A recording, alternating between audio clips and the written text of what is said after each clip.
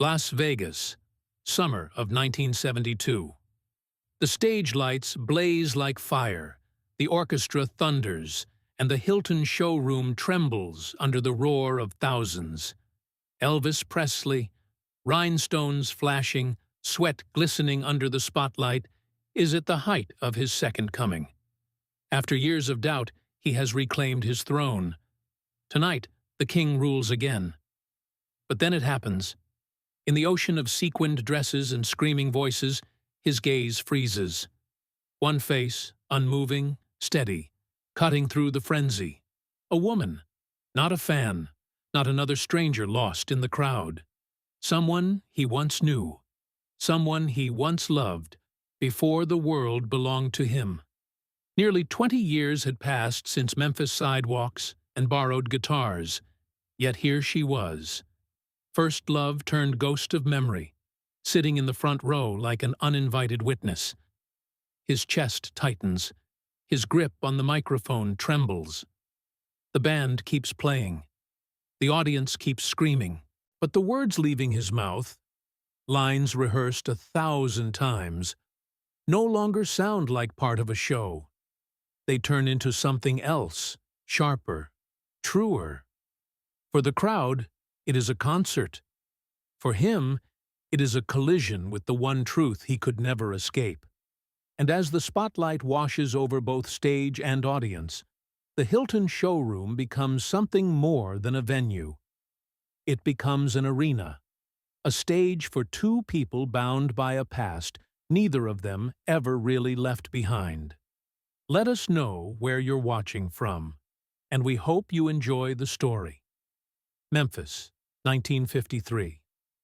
The Mississippi heat clung to the streets like a second skin, heavy and suffocating. The neighborhoods near Lauderdale Courts carried the smell of fried catfish, gasoline, and the faint metallic tang of the river. Dust rose whenever a truck rolled past, settling on porches where children played with tin cans and women fanned themselves with yesterday's newspaper. It wasn't a city of glamour, not then. It was a city of working hands, of factory whistles, of gospel pouring from church doors on Sundays. In a cramped apartment, a skinny boy with slicked-back hair tuned a battered guitar. His name was Elvis Presley, and he didn't look like a star. He looked like any other son of the South, shy, polite, a little awkward in conversation. His shirts were bought cheap at Lansky Brothers, his shoes worn thin from walking Beale Street. Yet his eyes carried something different, a hunger to be seen, and a fear that if he never tried, he'd disappear into the factory grind like everyone else. That summer, he pushed open the door to Sun Records for the first time. Sam Phillips's little studio wasn't much to look at. Peeling paint, wires running like veins across the floor, a few microphones that had already seen better years. But to Elvis, it was a doorway. He handed the receptionist his crumpled bills and asked to make a record for My Mama. His voice shook, but once the tape rolled, it filled the room with a trembling sincerity that startled even him. Across town, a girl heard about that boy. Her name, let's call her Mary Evans, carried nothing glamorous. Her father worked long shifts at a textile mill, his hands permanently scarred by machinery. Her mother sewed at home for neighbors, taking in extra work to stretch the family's meager paychecks. Mary was 17, with dark hair pinned neatly back, and a sharp tongue when she felt cornered. She knew the weight of her father's rules. No good comes from boys who strum guitars all night. But when she saw Elvis for the first time, sitting on the stoop of a friend's house, she noticed how uncomfortable he seemed in his own skin. Not boastful, not swaggering, just a boy tapping nervous rhythms on his knee, humming something that wasn't quite country and wasn't quite blues. She stopped, tilted her head, and asked, "Is that your own song?" He looked up, startled, and muttered, "Just foolin' around." That was how it began. Not with fireworks, but with shy exchanges on sidewalks and long walks after church. Mary was the first person to laugh at his corny jokes, to ask him why he sang that colored music when it made the neighbors whisper. Elvis didn't have an answer that made sense. He only knew it stirred something in him, like a door opening. Around her, he felt less like a boy carrying the weight of dreams too big for his pocket, and more like himself. Awkward, hopeful, alive. But Memphis wasn't forgiving. When Mary's father learned she was spending evenings with that Presley boy, he slammed his fist on the table. "He'll drag you down with him. Nothing but trouble comes from a kid who wants to sound like them Negro singers." She tried to argue, but there was no winning against a man hardened by decades of factory floors, so the visits had to be stolen. A quick meeting near the corner store, a whispered laugh under the yellow glow of a street lamp. Still, they built something fragile and real. He would talk about his mother, about how he feared never being able to give her more than rent money and second-hand clothes. She would talk about her dreams of leaving Memphis, of seeing places her family could never afford. Sometimes they quarreled. She wanted him to stay ordinary, to keep his feet on the ground. He wanted her to believe in the impossible. The arguments ended in silence, then in shy apologies neither quite knew how to deliver. The turning point came fast. By 1955, Colonel Tom Parker had fastened himself to Elvis's side, whispering promises of contracts, tours, stages bigger than anything Memphis could imagine. Suddenly the shy boy was gone every weekend, rattling across states in buses filled with amplifiers and cigarette smoke. Mary watched from a distance as his name began appearing in newspapers, as girls screamed his name outside venues. She told herself she was happy for him, but each headline pulled him further from her reach. One evening, as autumn settled over the city, she saw him at a diner. He wore a suit sharper than anything she remembered, his hair glistening under the neon lights. He smiled when he spotted her, but there was something tired in his eyes, something that said he lived in two worlds now. Their conversation was brief, polite, even warm, but behind it lay the knowledge that they no longer walked the same streets. She went home that night and cried quietly, so her parents wouldn't hear. The last time they saw each other was on a humid night in 1955. Elvis was leaving for another tour, the bus idling on the curb with its exhaust filling the air. Inside, band members joked and shouted, loading equipment. He leaned his head against the window, restless, tapping his fingers to a rhythm only he could hear. Then, as the bus lurched forward, his eyes caught a figure on the sidewalk. Mary stood half in shadow, her dress stirring in the breeze, her face unreadable. For a fleeting second, time stilled. He lifted his hand slightly, not a wave, not a farewell, just a reflex. A gesture too small to carry the weight of everything unspoken. She didn't move, didn't smile, didn't cry. And then the street slipped away behind them, swallowed by the night. The laughter inside the bus grew louder. Guitars twanged. Someone cursed cheerfully about a broken string. But Elvis stayed silent, staring at the darkness beyond the glass. For all the promise of bright lights and screaming fans, a heaviness sat on his chest. It was the knowledge that some things, once lost, never returned, and that sometimes the price of stepping into the spotlight was leaving behind the only person who saw you before the world claimed you. That night, as Memphis disappeared into the distance, the boy who would soon be called the King whispered to himself words no one else heard. She was the only one who knew me when I was just me. And the road carried him away. The year 1956 cracked open like a thunderclap. Overnight, the quiet boy from Memphis was no longer just another Southern kid with a guitar. His face filled shop windows, his voice poured from jukeboxes, his name was whispered by girls on street corners as though it carried magic. When he appeared on the Milton Berle show that June, hips moving in ways that rattled the nation's sense of decency, newspapers roared with indignation. Ministers preached against him. Parents warned their daughters. But the more outrage swelled, the louder the applause became. Elvis was suddenly everywhere. Television stages, theaters bursting with teenagers, record stores where clerks struggled to keep stacks of vinyl from vanishing. The screams of fans were deafening, yet inside him there remained a strange silence. Because even as his fame shot upward like a rocket, a part of him remained tethered to something simpler. A girl he had once known on dusty Memphis streets, the one who never asked him to be anything but himself. In the glare of stage lights, he sometimes caught himself searching the crowd for her. Once, during a performance in Texas, he saw a girl with dark hair sitting near the front. For an instant, his breath hitched, his hand faltered on the microphone. He blinked hard, shaking it off, and forced the song forward, but the thought clung to him. What if it had been her? What would I have said? Life did not slow down long enough for answers.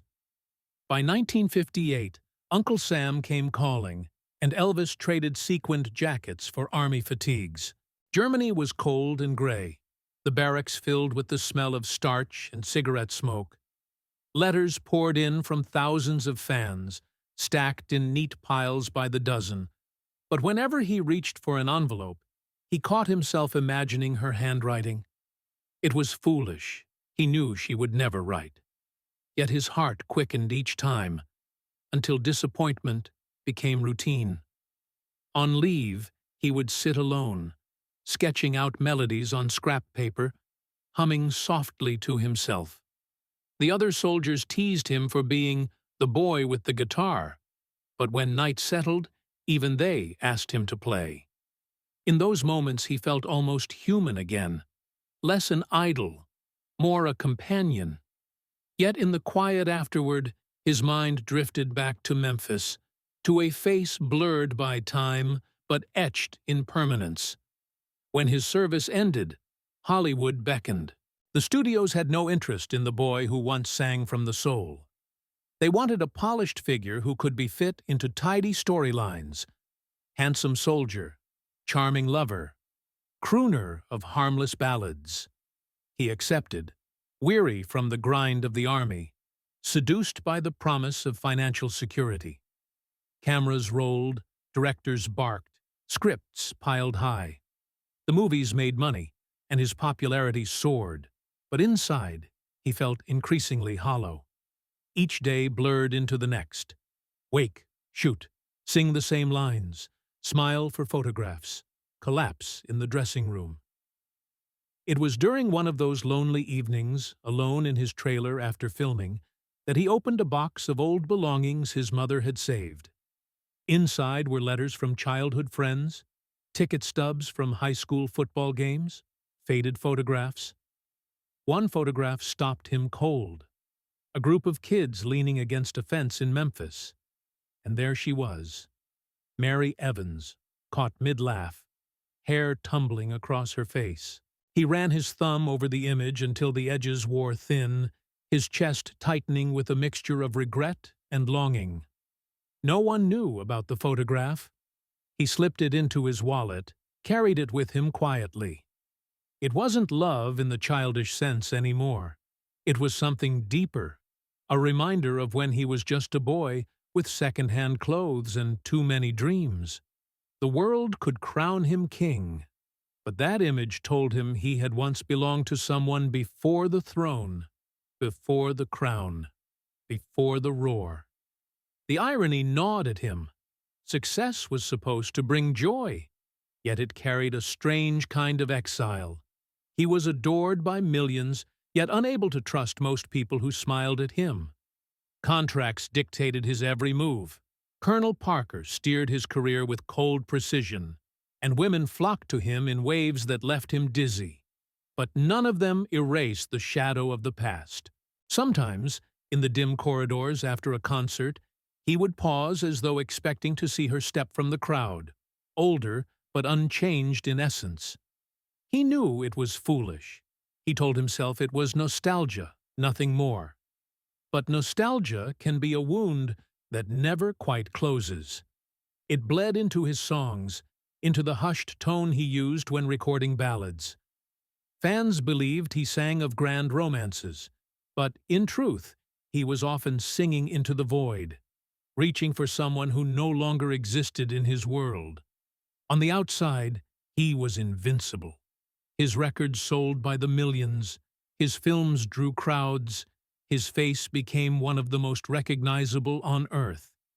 Yet behind the curtains he wrestled with insomnia, with bouts of loneliness so fierce they left him staring at hotel ceilings until dawn.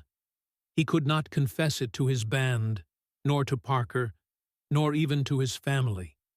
The boy from Memphis had become a product, and products were not allowed to ache. It was in those sleepless hours that the photograph returned to his hands. He would study it, hearing echoes of laughter long gone, wondering if she had married, if she had children, if she ever paused at the sound of his name on the radio. He never let anyone see that picture.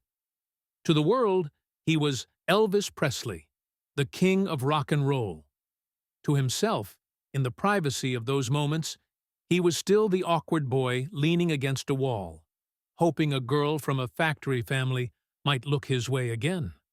And so, the years marched on. Tours, films, applause that shook theaters to their foundations. Yet beneath the glitter, beneath the roar, a question lingered unspoken. If everything he had gained still left him feeling incomplete, what exactly had he lost along the way? By 1972, the world no longer doubted his title. Elvis Presley was the king, though the crown was heavier than anyone outside could guess. After the Madison Square Garden concerts, critics who once declared him irrelevant now admitted he had conquered New York like no one before. And in Las Vegas, where neon lights never dimmed and fortunes disappeared with the spin of a wheel, Elvis had built a kingdom inside the Hilton showroom. Vegas was a strange paradise.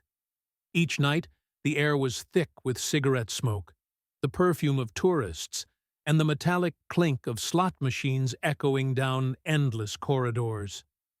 The Hilton showroom smelled of bourbon and velvet seats, the stage glowing like a jewel box under spotlights. His band tuned up, the sweet inspirations adjusted their microphones, and behind the curtain, Elvis adjusted the high collar of his white jumpsuit, its rhinestones catching every stray reflection. He was 40 pounds heavier than in his youth, older, more lined, but when he stepped onto that stage, the room bent toward him. The concerts had become more than music. They were rituals. Each movement of his hand, each bow of his head, set off cascades of screams. To the fans, he was eternal. To Elvis himself, the act was survival. On stage, he felt alive. Off stage, he often felt like a man sliding into shadows. That night, as the orchestra struck the opening chords, he scanned the crowd. It was habit, though he rarely truly saw anyone anymore. Thousands of faces blurred into a single wave of devotion, until his eyes stopped, abruptly, as if someone had grabbed his chest. There she was. Time had altered her. The soft bloom of youth replaced by the poise of middle age. Her dark hair was shorter now, streaked faintly with silver, her dress a deep blue that seemed to defy the haze of smoke around her. But her eyes, those eyes he had once known beneath Memphis streetlights, held the same quiet defiance, the same depth. For a moment, the stage, the orchestra, the entire room disappeared. It was only her. His voice caught as he began the next number. He pressed through, forcing steadiness, but inside, something cracked open. Midway through the set, when the band expected Polk Salad Annie, he made a sudden decision. He turned to Glenn D. Harden at the piano, gave a barely perceptible nod, and the first notes of "Always on My Mind" filled the hall. He had sung the song before, but never like this. That evening, each line carried a weight that bent his posture, pulled rawness from his chest.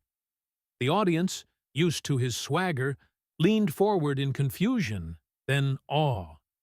There was an ache in his delivery that silenced the gamblers, the drinkers, even the chatterers at the back tables. Unseen by him, a television camera, one of several used to record the shows for casino promotion, swept across the room. Its lens paused, briefly, on her face. For a flicker of seconds, her image appeared on the screens mounted around the showroom, then dissolved back into the crowd. A handful of fans gasped. Whispers stirred like wind through tall grass. Some swore later they saw the king's eyes soften at that exact instant, as though singing not to thousands but to one. By the time the last chord rang out, Elvis was sweating, his chest heaving as if he'd carried a weight uphill. The audience erupted in applause, but he barely bowed.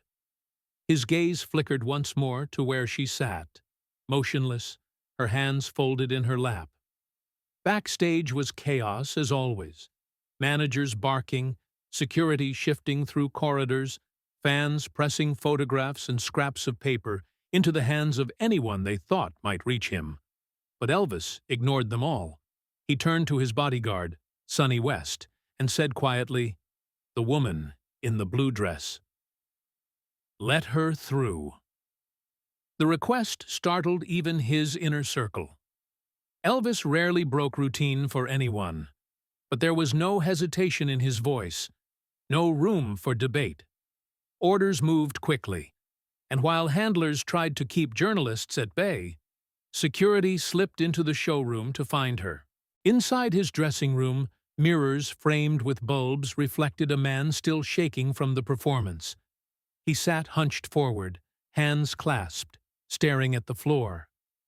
The door opened. The air shifted. She stepped inside. For a moment, the world held its breath. Two people who had once known each other before the thunder of fame, now separated by 2 decades of history, faced each other in silence. He rose slowly, his eyes locked on hers, as if afraid that blinking might dissolve her into memory again. She spoke first, her voice even, though a tremor lingered beneath the surface. "I didn't come here as a fan," she said. "I just wanted to hear the music." Elvis's throat tightened. So many words swarmed in his mind, apologies, confessions, questions, but none made it to his lips. He simply nodded, his chest rising and falling. The room was filled not with the glamour of the stage, but with the weight of years unsaid. For Elvis, it was as if the lights of Memphis street corners had suddenly cut through the neon of Las Vegas, reminding him of who he had been before the crown, before the legend. And for Mary Evans, standing there in a borrowed blue dress, it was the unsettling realization that the boy she had once known, the boy who hummed nervously on porches, still lived somewhere inside the man the world called king. He drew a long breath, then said quietly, "Tomorrow night. Be here again. I want you in the audience." The Hilton showroom had emptied into the neon night, but backstage remained a hive of motion. Stagehands carried instrument cases through narrow corridors. Casino executives in tailored suits whispered about receipts. Reporters hovered near the security line, waiting for a glimpse, their notebooks ready. Fan letters, flowers, and small gifts piled up outside the dressing room door, as though devotion itself could be stacked in neat bundles. Yet Elvis felt none of it. Sitting under the harsh glow of the mirror bulbs, he rubbed the back of his neck, fighting the strange energy running through him. The show was over, but his heart hadn't slowed. He thought of the blue dress, the eyes that hadn't changed, the unspoken history crowding the air between them. When Sonny West cracked open the door and gave a nod, Elvis rose, his pulse quickening. She entered quietly, without fanfare, and for an instant they both seemed disoriented, as if walking into a dream they weren't certain was theirs. The room was narrow, the scent of cologne and stage sweat hanging thick. On the table sat untouched glasses of champagne, gifts from casino executives. A curtain fluttered slightly from an air vent, the only movement besides the two of them. Mary stopped just inside the door.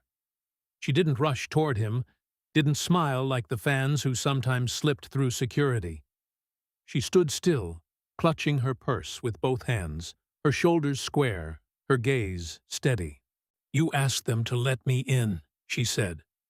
Her voice carried a calmness that unsettled him more than tears or laughter would have.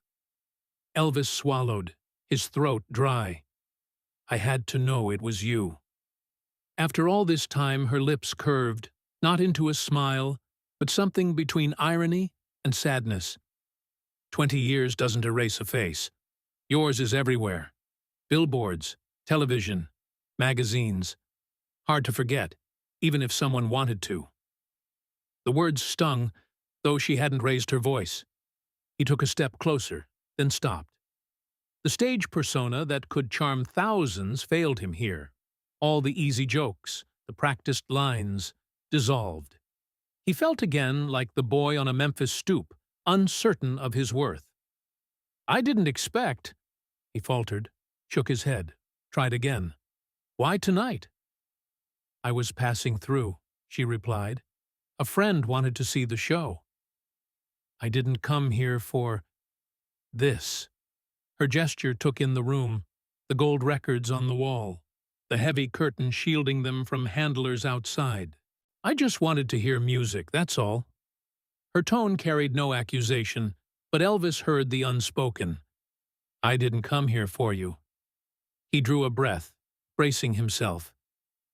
"You sounded different tonight," she added, softer. "Not like the records. Like you meant it." The silence between them deepened.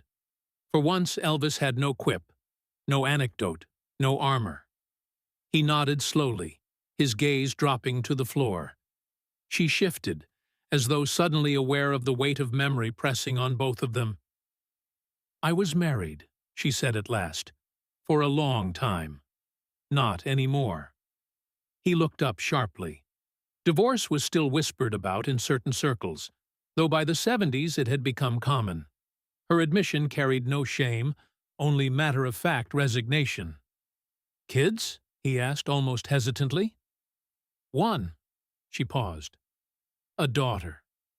She's 15. The news hit him like a tremor. Not because he imagined the girl might be his, he knew it wasn't, but because the years had collapsed in that instant.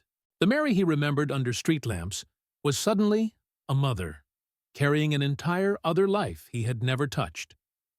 "And you?" she asked quietly. "You've had everything. The whole world." Elvis let out a sound that was not quite a laugh. "Everything, huh? Sometimes it feels like nothing." For the first time, her composure wavered. She studied him, not the performer, not the icon, but the man in a rhinestone suit with damp hair and weary eyes. "I used to think," she whispered, "that leaving was the only way to save myself. I thought your world would swallow me whole.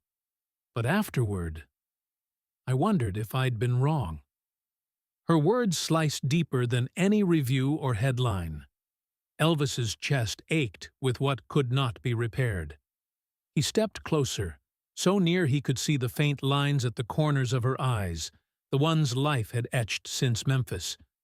But instead of reaching for her, he stopped. His voice came low, nearly breaking. "Tomorrow night. Be here again. I want you in the audience." The request hung between them, fragile and impossible to ignore. Mary studied him, her expression unreadable. Then she nodded once, tightly, as if agreeing not to him, but to something inside herself. She turned toward the door. Elvis watched her hand linger on the knob, watched her pause before stepping back into the chaos of handlers and fans. When she was gone, the room seemed emptier than before, the applause outside already fading into memory. He sank into the chair, staring at his reflection in the mirror. The sequins, the lined face, the searching eyes. For all his fame, all his fortune, he realized he had never been more unsteady than in that moment, facing the one person who reminded him of the boy he used to be. The Hilton showroom buzzed with anticipation. Word spread quickly in Las Vegas. Elvis had been different last night. Casino regulars whispered that he'd sung with unusual sorrow, that something in his delivery carried more weight than rhinestones or spectacle. The gossip papers hadn't picked it up yet, but among those who lived for the nightly shows, rumors brewed. The king seemed changed. Mary returned, though this time she chose a seat farther back. She didn't want to be visible, didn't want to risk being noticed by camera lenses or curious fans. The blue dress had been replaced with something quieter, a pale blouse and a gray skirt. She hoped the distance would shield her from attention, but in truth, she was shielding herself. The night before had cracked open feelings she thought buried. Elvis stood in the wings, cape draped across his shoulders, fingers twitching restlessly. He scanned the crowd even before stepping out. The blinding lights obscured faces, but he found her eventually, not in the front row this time, but still there. The knowledge steadied him and unsettled him in equal measure. The orchestra struck its opening notes. Elvis moved through the first songs with practiced ease, hips snapping, voice powerful. The crowd roared. Women reached out with trembling hands. Security pushed them back. But halfway through, he made another sudden choice. He leaned toward Glenn D. Hardin at the piano, murmured an instruction, and the set list veered. The first chords of "I Can't Stop Loving You" rolled across the hall. It wasn't in the program that night. The band looked briefly startled, but Elvis's gaze demanded compliance. The brass softened, the rhythm slowed, and his voice poured into the room with a depth that silenced every slot machine hum beyond the showroom walls. He didn't look at the audience as a whole. He looked in one direction only. Each word sounded less like a performance and more like a plea. His tone cracked at moments, not with weakness, but with raw honesty. Those who had seen him 100 times whispered that they had never heard him like this. The television cameras again swept across the crowd, capturing glimmers of faces, sequined dresses, eager eyes. By chance, or perhaps by some instinct of the cameraman, the lens paused once more on Mary. The image flickered on monitors positioned at the back for casino high rollers. A few sharp-eyed fans noticed, elbowing each other, whispering. Within hours, someone would leak a description to a local columnist. Elvis seemed to sing directly to a mystery woman in the audience. Who is she? But in the moment, none of that mattered. What mattered was the silence in the hall, an almost reverent hush. Even the waiters, trained to glide between tables with drinks, froze in place. The man on stage, the king, sang not as a legend, but as someone stripped bare, vulnerable. When the final note hung trembling in the air, the applause erupted, shaking the chandeliers. Elvis bowed briefly, but kept his eyes down. He felt dizzy, drained, as if the song had carved something out of him. The show continued, of course, the jumps, the grins, the cape flourish, but the core of the night had already passed. Backstage, Handlers prepared to usher in reporters, as they always did. Interviews were arranged, casino bosses wanted photographs, publicity had to be fed. But Elvis lifted a hand, his voice low, decisive. Not tonight. No press. His tone allowed no argument. He moved quickly through the back corridors, cape slung over his shoulder, head lowered. Security flanked him, puzzled, but obedient. Outside the stage door, where limousines lined up, Mary waited.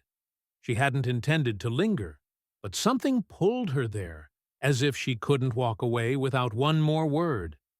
When he appeared, sweat still glistening along his jawline, her breath caught. He nodded to the guards, and they stepped aside.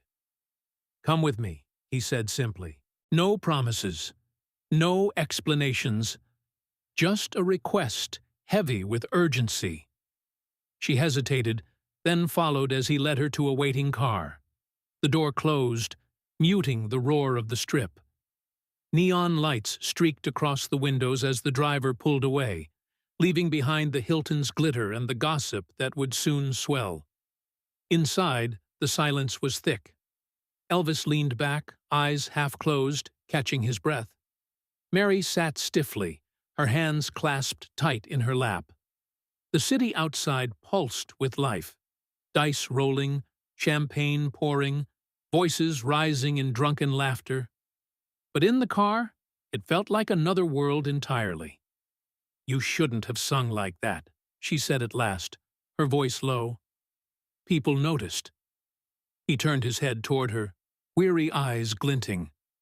"Let them notice." She looked away, watching the neon blur.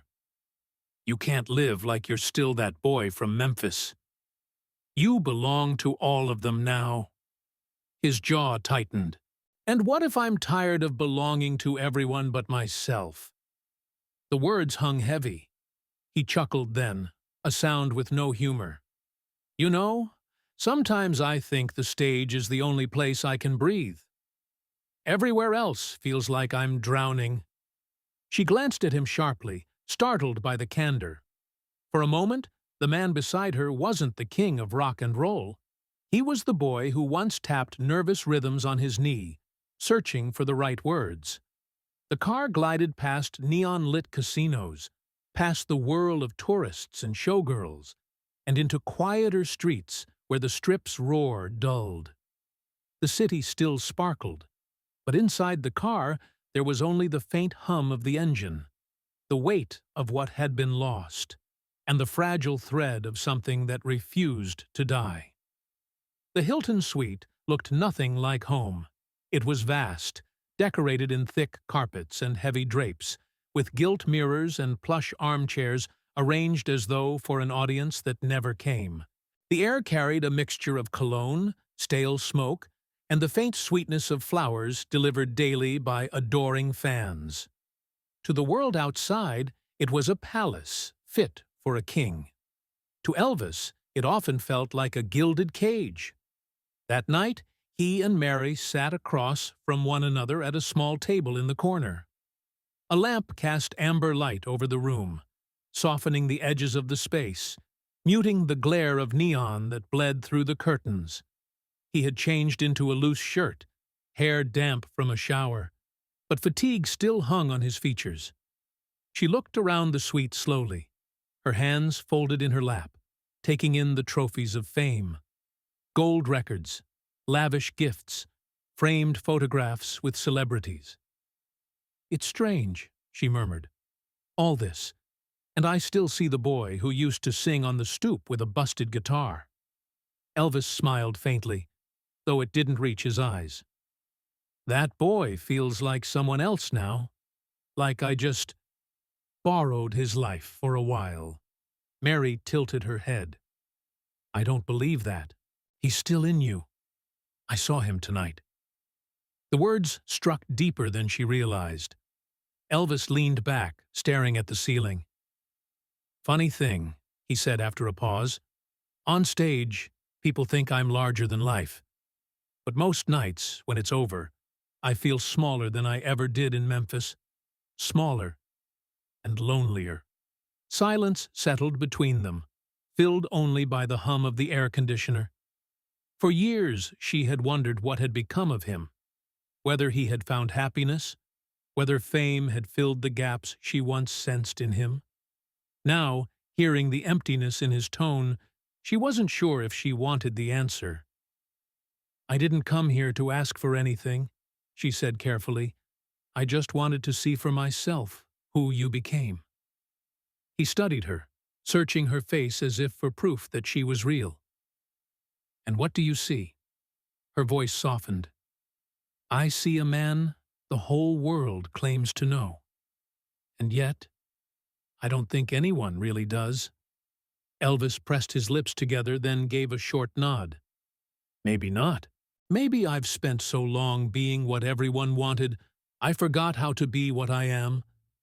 Her eyes glistened, but she held herself steady. "You haven't forgotten. You're just buried under it." He looked away, unsettled by the clarity of her words. For years, handlers, journalists, even close friends tiptoed around his vulnerabilities. She cut through them in seconds, like no time had passed since Memphis. Then Mary hesitated, her fingers tightening around the edge of her chair. "There's something I should tell you," she said. Elvis turned back to her, attentive. "I didn't come alone tonight." Her voice was measured, but it carried weight. "I brought my daughter. She's 15. She was in the audience, not near me. I didn't want her to draw attention." The words landed like a jolt. He sat still, trying to process. "Your daughter," he repeated quietly. "Yes, she's wanted to see you for years, not just because of the music, because she grew up hearing about Memphis, about us." For a long moment, he said nothing. The air felt charged, the space between them tighter, heavier. "She knows?" he asked finally, his tone low, almost hesitant. Mary's gaze faltered, then returned to his. "She knows there was someone before the world knew you. She knows you were part of my story. I never told her everything, but she's always wanted to understand why my voice changes when your songs play." Elvis's chest tightened. The thought of a child, her child, sitting somewhere in the audience while he sang tore through him in ways applause never could. She wasn't his daughter, yet she was living proof that time had carried Mary into a world he could never reclaim. He rubbed his hands together slowly, his voice rough. "All this time, I thought the past was just shadows. But tonight, it walked right back in here." Flesh and blood, Mary reached across the table, her fingers brushing lightly against his hand. It was the first touch between them in 2 decades. Not romantic, not theatrical, simply human. "The past never really leaves us, Elvis," she said softly. "It waits. It shows up when we least expect it." He looked at her, eyes damp but unblinking. For once, the weight of performance, of reputation, of obligation, lifted ever so slightly. In that moment, he wasn't the king. He was the boy from Memphis who had once believed he could conquer the world if only someone believed in him. And across from him sat the woman who had. The suite was silent, except for the faint hum of the city beyond the glass. Neither spoke for several minutes. The truth had been laid bare. She with her confession. He with his quiet despair. When he finally broke the silence, his words came in a whisper. "Maybe tonight wasn't about the songs at all. Maybe it was about remembering who I was before I lost myself." Mary said nothing, but her hand lingered against his, steady, grounding, as the man who belonged to millions tried, for a fleeting moment, to belong simply to himself. The following night, the Hilton showroom shimmered as always, chandeliers blazing, sequins flashing in the audience, the smell of cigars and whiskey thick in the air.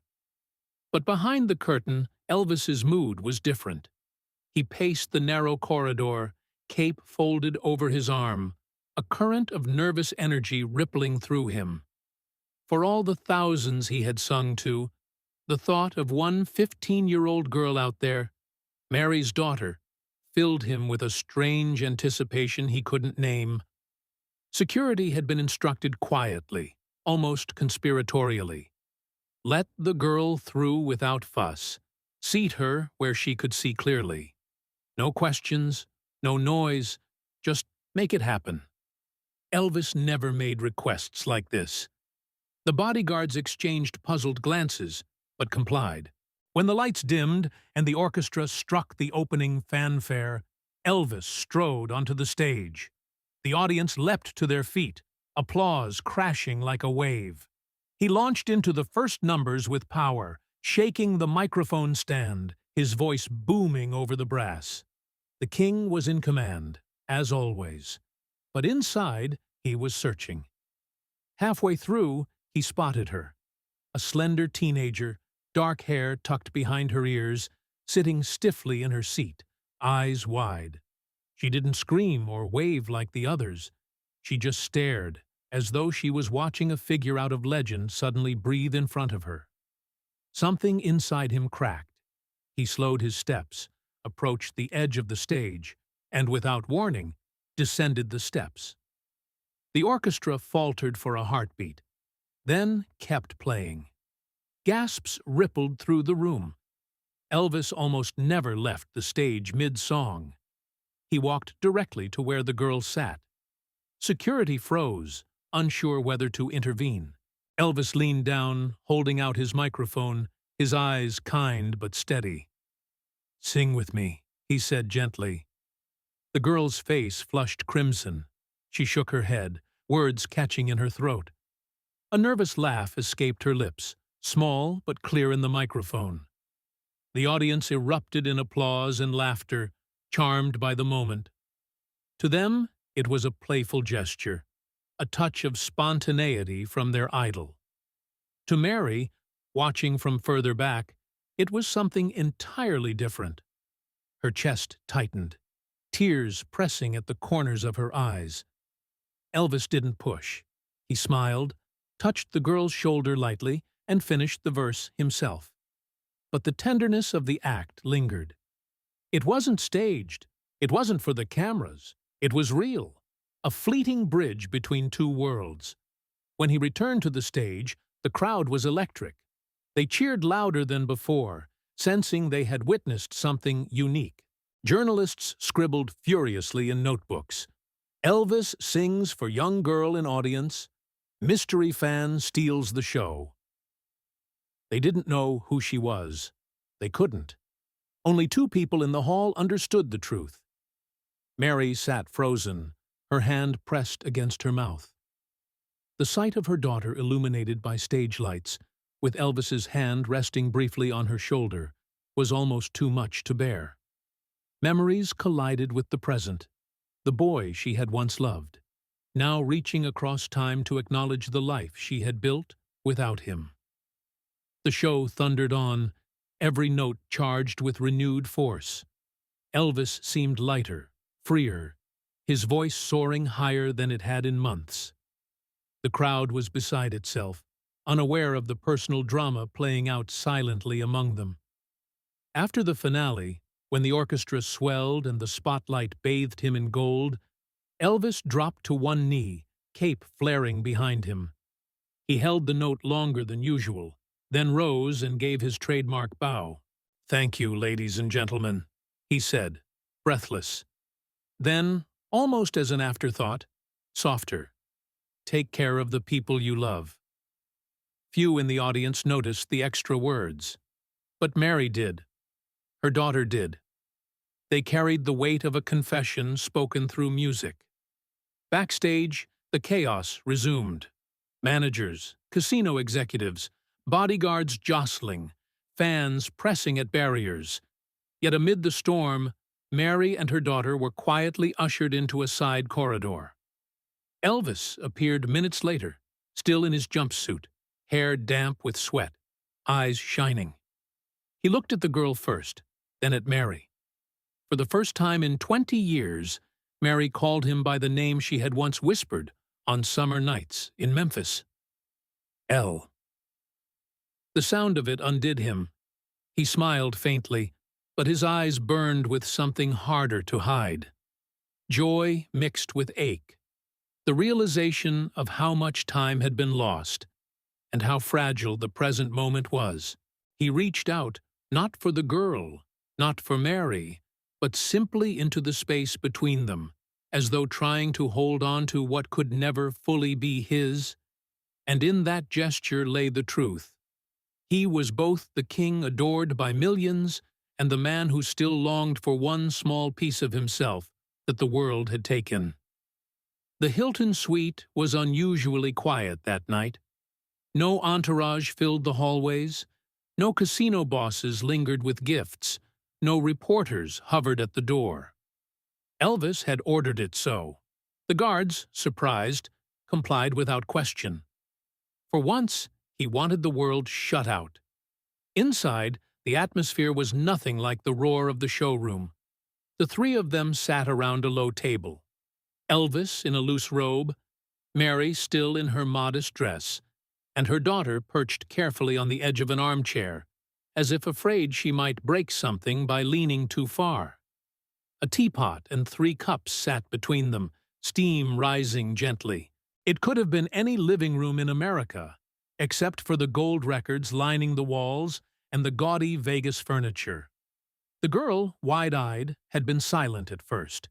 Now curiosity overcame her nerves. "Do you always sing like that?" she asked timidly. Elvis chuckled softly, the sound weary but warm. "No, honey. Some nights I just go through the motions. But tonight—" He glanced at Mary before finishing. Tonight was different. Mary looked down into her tea, unwilling to meet his eyes. The weight of what had happened on stage still pressed heavily on her. The conversation meandered at first. Light talk about Memphis, about the heat of southern summers, about old movie theaters long since closed. For Mary's daughter, it was surreal, hearing her mother and Elvis Presley reminisce like 2 old neighbors. The king of rock and roll, laughing gently at stories of corner stores and dusty sidewalks. Then the laughter faded. Elvis leaned back, sighing deeply, his expression turning inward. "You know," he said slowly, "people think I've got it all. Fame, money, the whole deal. But they don't see the nights when the cheering stops. When the hotel room's empty, and you're just a man staring at the ceiling, wondering if you belong to anyone at all." The girl tilted her head, her voice soft but sharp in its honesty. "Are you happy?" The question stunned him. Adults rarely dared to ask. For a moment, Elvis said nothing, his fingers tracing the rim of his cup. Then he looked at her, his eyes heavy but clear. "Sometimes, when I'm on stage, when the music's running through me, I feel alive. But off stage—" He paused, his voice thinning. "Off stage, it's harder. Most of the time, I'm not." The room grew still. Mary's hand tightened around her teacup. She wanted to speak, to shield him somehow, but her daughter beat her to it. "I think I understand," the girl said with surprising calm. "You're alive when you sing because it's the only time people see the real you." Elvis froze, staring at her as though she had uncovered something even he hadn't dared admit aloud. Then he laughed, not mockingly, but with astonishment. "You're a smart one, aren't you? Smarter than most grown-ups I meet." The girl blushed, shrinking back slightly. Mary reached over and brushed a hand against her daughter's arm. For her, the moment was piercing. Her child, speaking truths to the man she herself had once loved, as though bridging 2 worlds. But reality intruded, as it always did. A knock sounded at the door. One of the managers entered cautiously, schedule in hand. reminding Elvis of meetings, interviews, rehearsals. Time was accounted for, every minute spoken for. Elvis waved him off with irritation, but the interruption shattered the fragile cocoon they had built. Mary rose slowly. "We should go," she said. "You've given us more than enough time." Elvis stood as well, reluctant. "Stay a little longer," he urged, though the weariness in his shoulders betrayed how little freedom he truly had. She shook her head gently. "No, this wasn't supposed to happen in the first place. We got more than we came for." He looked at her, eyes searching. "And what did you come for?" Mary hesitated, then answered quietly. "To see if you were still the boy I remembered, and to show her that the music she hears isn't just a voice on the radio. It's a man, flesh and blood, who carries both brilliance and pain." Her daughter stood, adjusting her skirt nervously, then looked directly at him. "I'm glad I saw you. Now I understand why Mama never forgot." The words hit harder than applause ever could. Elvis felt his throat close, his eyes burn. He wanted to speak, to confess something, perhaps gratitude, perhaps regret. But the moment was already slipping away. He watched them walk to the door, Mary pausing briefly before stepping out. She turned back, her eyes meeting his one last time. In that look, he saw 2 decades of unspoken history, forgiveness mingled with sorrow, and the faintest spark of what might have been. The door shut softly behind them. Elvis stood still, the room suddenly cavernous, the silence pressing on his chest. He whispered into the empty space, words no one else heard.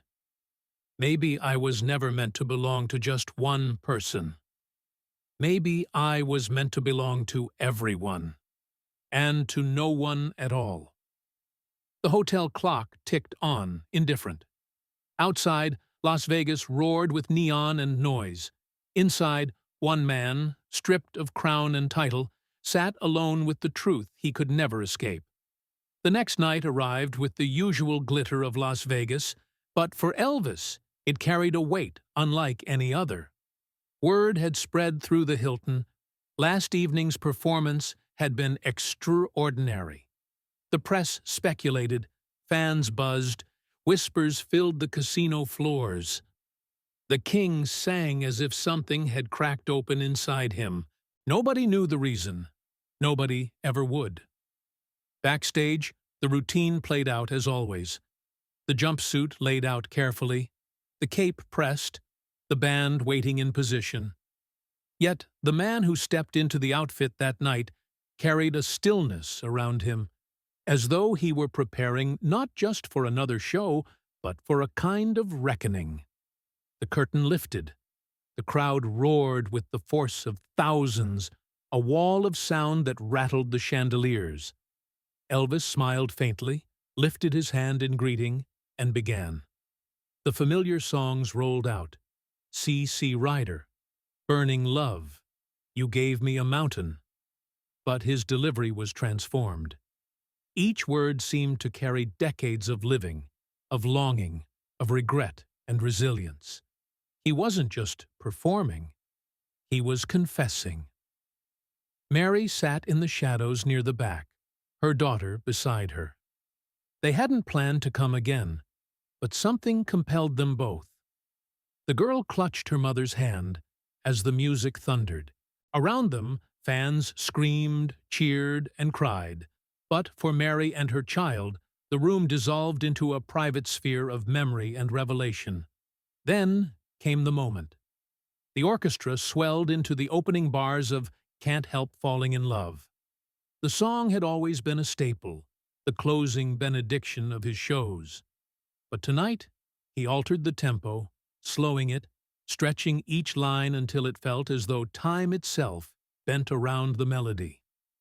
When he reached, "Take my hand, take my whole life too," his voice dropped, tender, raw, directed not to the thousands, but to one.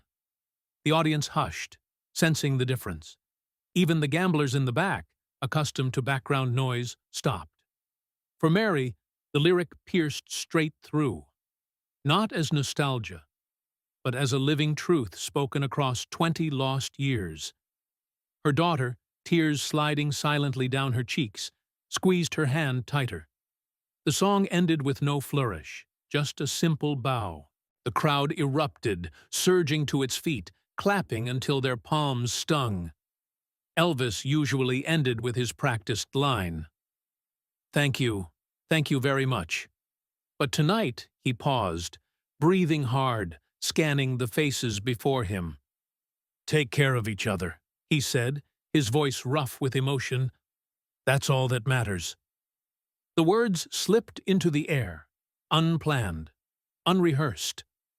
The audience cheered without fully understanding, but for Mary, for her daughter, they were unmistakably personal. A message, a parting gift, perhaps even a farewell. The spotlight dimmed. The curtain fell.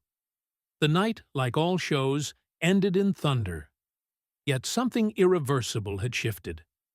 Backstage was chaos again, but Elvis moved through it silently, brushing past handlers, ignoring cameras. He entered his dressing room and shut the door. The sudden quiet struck like a wave. He lowered himself into the chair before the mirror. The bulbs cast a harsh glow on his face, sweat beaded along his temples, mascara smudged at the corners of his eyes, fatigue etched deep into his features. The sequins on his suit glittered faintly, like remnants of armor after battle. For a long time, he said nothing. He simply stared at his reflection. The king the world adored. The man no one fully knew. He thought of the girl who had once laughed with him on Memphis sidewalks, of the woman she had become, of the daughter who carried pieces of both past and present. He thought of the life he had lived, celebrated and cursed in equal measure, and of how fleeting it all suddenly felt. A faint smile tugged at his lips. Not triumph, not joy, something quieter, gentler. A recognition that even if he had lost much, even if the world had claimed nearly all of him, there had been moments, rare and precious, when he had been seen, truly seen. He leaned back in the chair, eyes closing for a moment. Outside, the crowd still roared, demanding encores, shouting his name. But inside the room, there was only stillness. It was the silence after the applause, the silence that belonged only to him. And in that silence, Elvis Presley allowed himself, for one fleeting instant, to feel whole.